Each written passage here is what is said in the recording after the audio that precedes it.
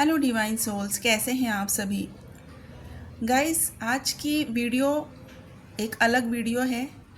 डीएमडीएफ की current energy तो हम जानेंगे, लेकिन बहुत सारे लोगों का ये सवाल है कि अगर यूनियन कोड्स अगर आए हैं तो कैसे जान पाएंगे कि किस किस लोगों का यूनियन अभी होने वाला है। मैंने काफ़ी हद तक समझाने की कोशिश की है पहले भी वीडियोस में। आज भी कुछ समझाने की कोशिश करूँगी। ये एक अलग वीडियो है गाइस। मुझे नहीं पता कितने लोगों को ये अच्छा लगेगा सुनना, कितने लोगों को ये समझ में आएगा, बट मेरा काम है आप लोगों तक इन्फॉर्मेशन पहुंचाना, आपको समझाना। और अगर आप किसी तरह से मैं जो समझाने वाली हूँ अगर इसमें फिट बैठते हैं तो यू रियली नीड हेल्प। आपको अगर आप इस चीज़ में अगर आज फिट बैठते हैं जो मैं समझाने वाली हूँ तो you really need help, you really need guidance. आपको उस रास्ते तक पहुँचाना ही होगा अगर आप कहीं पर बीच में स्टक हैं, क्योंकि अभी वो ज़रूरत है। ठीक है, डीएम और डीएफ की करंट एनर्जी हम लास्ट में देखेंगे। सबसे पहले मैं अभी बात करूँगी इंडिगो चिल्ड्रन, चोजन वंस। ठीक है, चोज़न वंस हम जब ये कहते हैं, मैंने एक वीडियो बनाई थी 1.44% चोज़न वंस। ओके, अभी इतना सा ही नंबर क्यों है? ये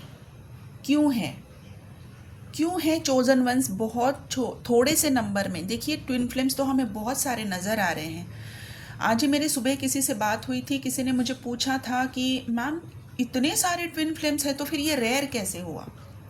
ओके, आज इस सवाल का जवाब के लिए जब मैंने डिवाइन से पूछा कि डिवाइन प्लीज़ मुझे गाइड कीजिए कि मैं सबको किस तरीके से समझा सकती हूँ कि जो आप करवा रहे हैं, जो आप करने जा रहे हैं, जो यूनियन कोड्स भेजे हैं, जो फ्रीक्वेंसी के लिए आप इन लोगों को तैयार कर रहे हैं, वो एक्चुअली है क्या, वो कौन है, कितने हैं?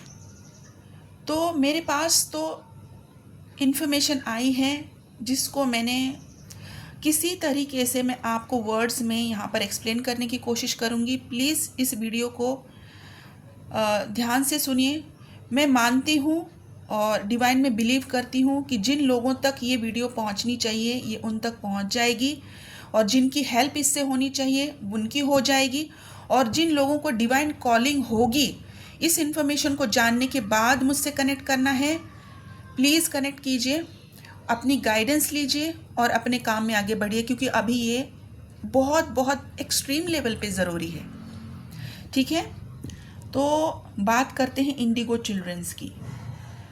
जो लोग ऑलरेडी 4th, 5th और 6th स्ट्रैंडेड डीएनए के साथ पैदा हुए हैं, जो ऑलरेडी अलाइन है इस यूनिवर्सल डीएनए के साथ, जो एक्सेस कर सकते हैं, फील कर सकते हैं वाइडर रेंज ऑफ फ्रिक्वेंसीज को, जिसे हम हाइपर सेंसिटिव कहते हैं।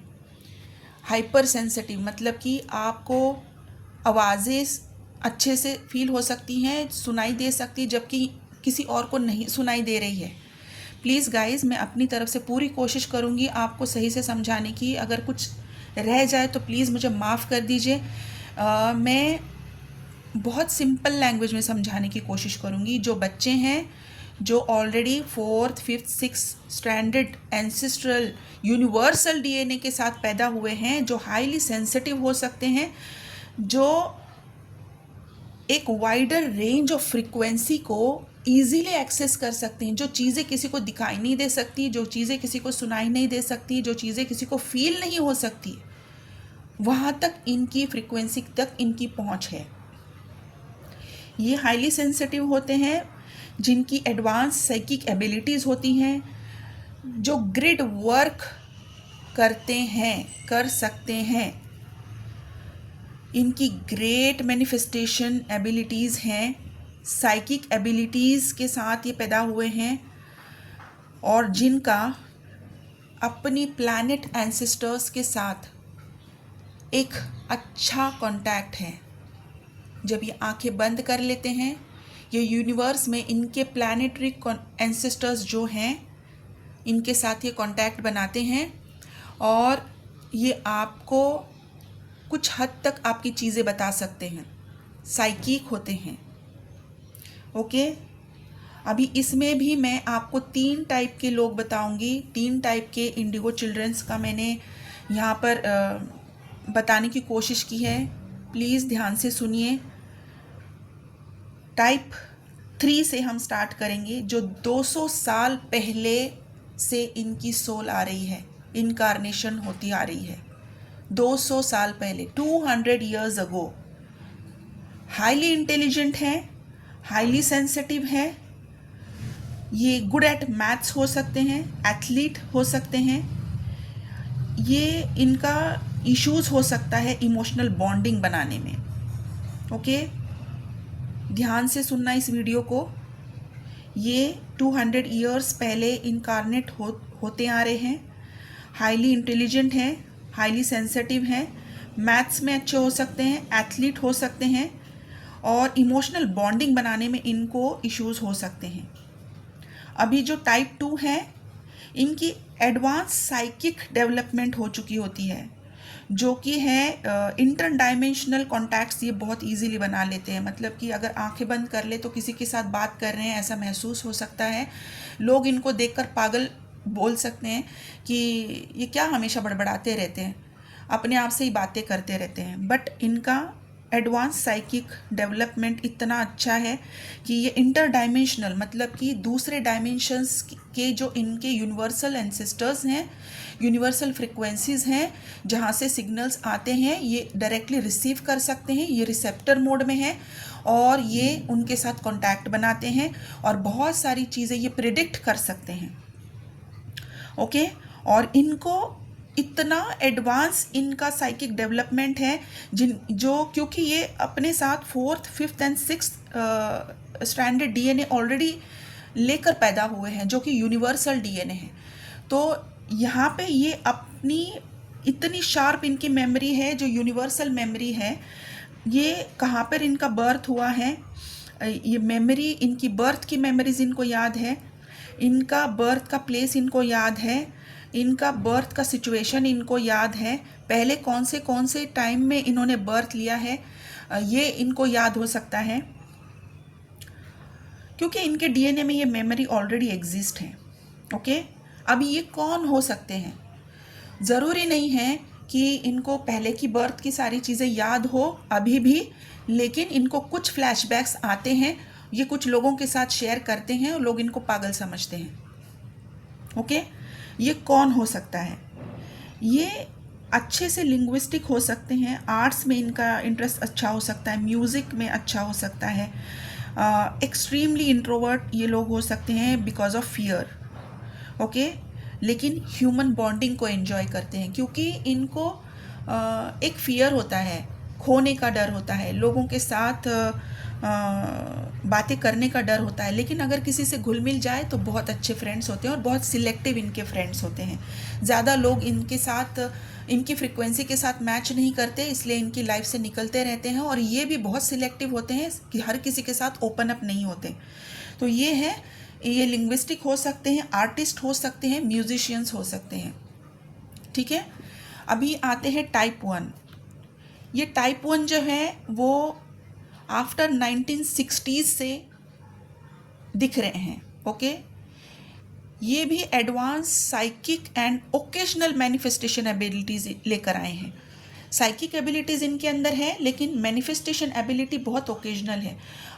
अगर आप मांगते रहे 100 चीज़ें मांगी है, लेकिन मैनिफेस्टेशन कहीं 1-2 बार ही फिट हुई है और वो हिट भी हुई है और आपने रिसीव भी की है।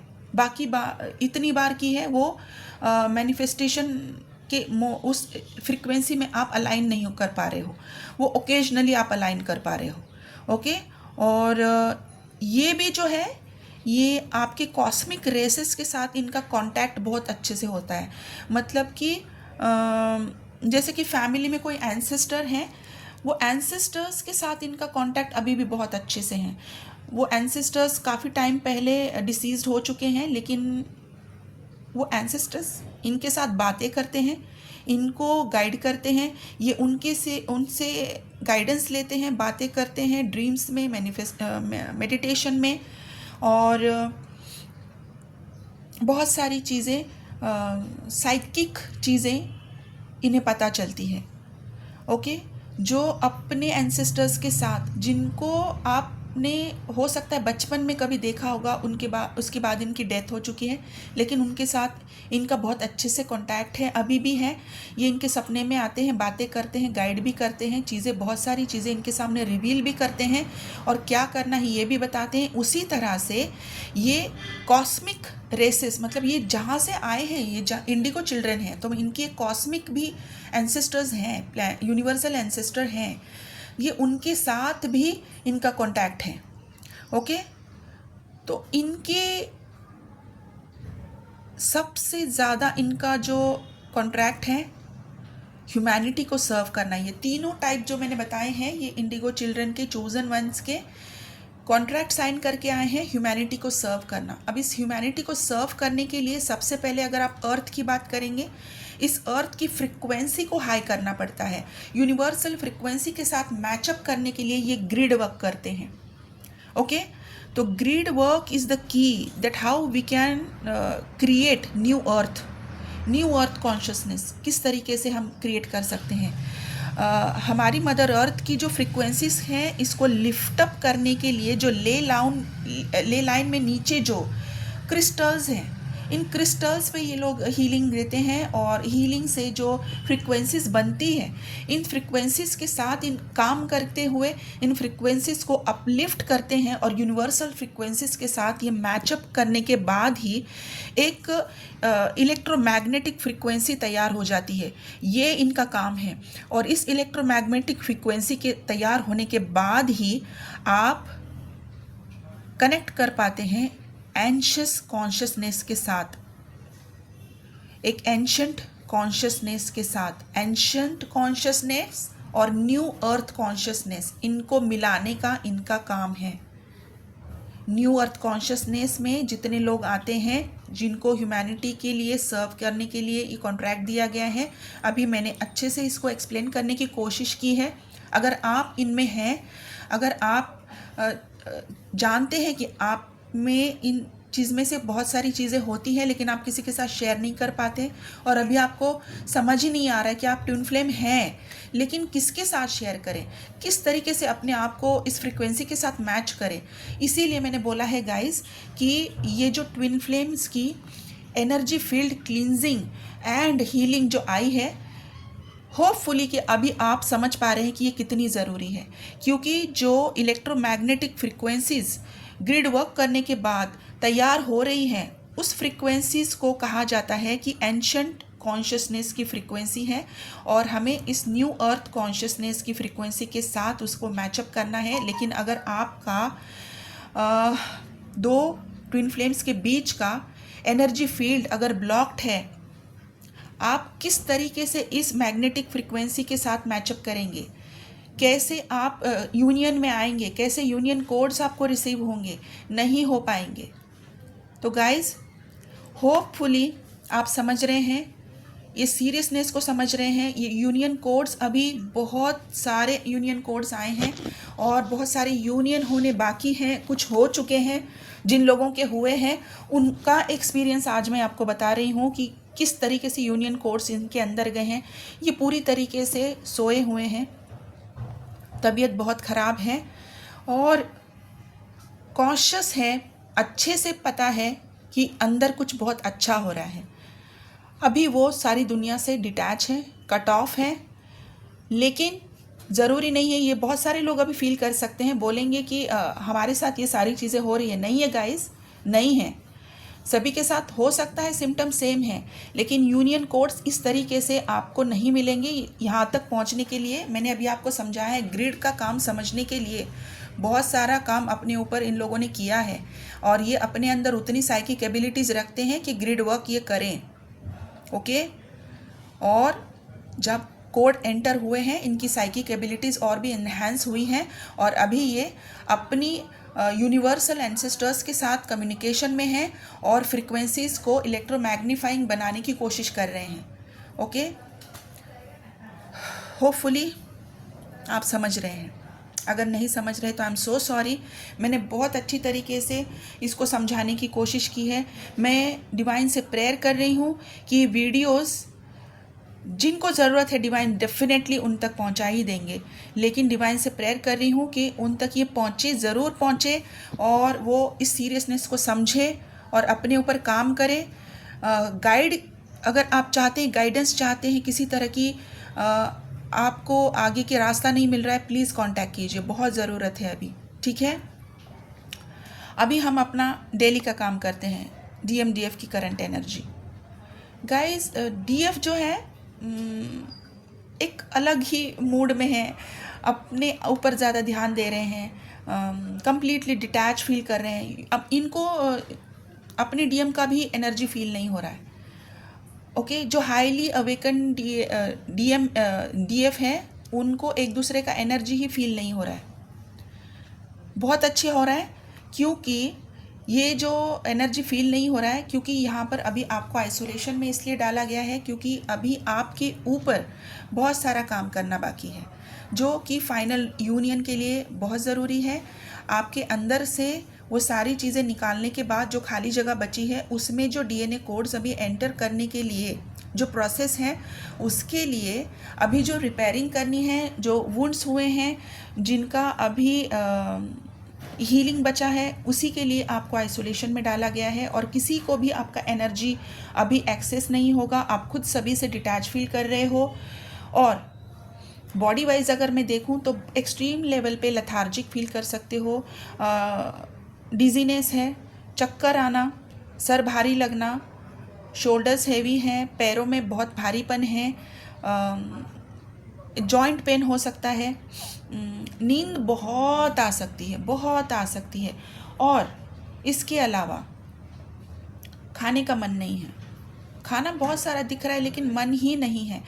बहुत कम पानी पीने का मन है, पानी भी ज़्यादा नहीं पिया जा रहा है। अजीब सा चेंज आप अपने अंदर बॉडी में भी फील कर रहे हो, अपने अंदर फीलिंग्स में भी फील कर रहे हो।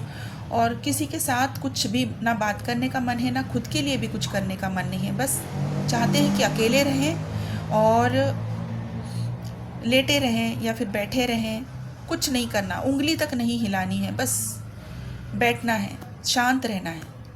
ओके, तो ये हाईली अवेकन्ड जिनको यूनियन के लिए तैयार किया जा रहा है उनके लिए है। लेकिन अगर ये आपको फील हो रहा है, लेकिन अगर आपकी एनर्जी फील्ड अगर क्लियर नहीं है गाइस, तो ये आपको क्लियर करवानी पड़ेगी। ओके, अभी बात करते हैं न्यूली मतलब अवेकन, मतलब कि बिगनर्स, जिनको अभी अभी जर्नी के बारे में पता चला है, अभी वो सर्च कर रहे हैं, हीलिंग्स के बारे में पता कर रहे हैं कि हमें क्या करना चाहिए। तो यहाँ पर इन लोगों को भी कुछ कुछ ये सारे सिम्टम्स हो सकते हैं, ताकि इनको जर्नी में आगे बढ़ाने के लिए एनकरेज किया जाए। जर्नी बहुत रोमांटिक है ऐसा इनको लग सकता है, लेकिन guys, twin flame journey is not only a romantic journey, it's a spiritual awakening journey.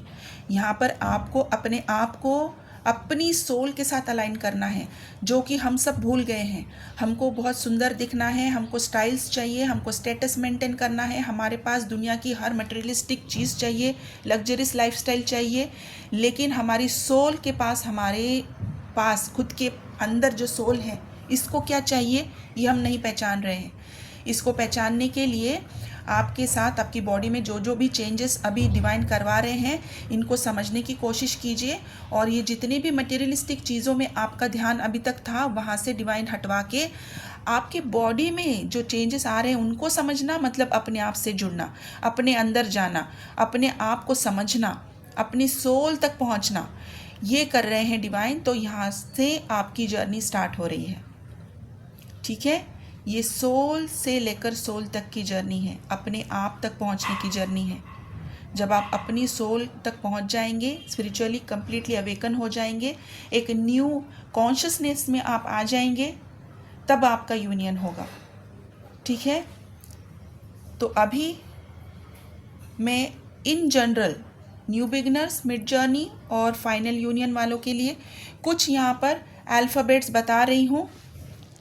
Alphabets हैं A, B, C, D, G, F, J, K, LMNPTQRSWZY।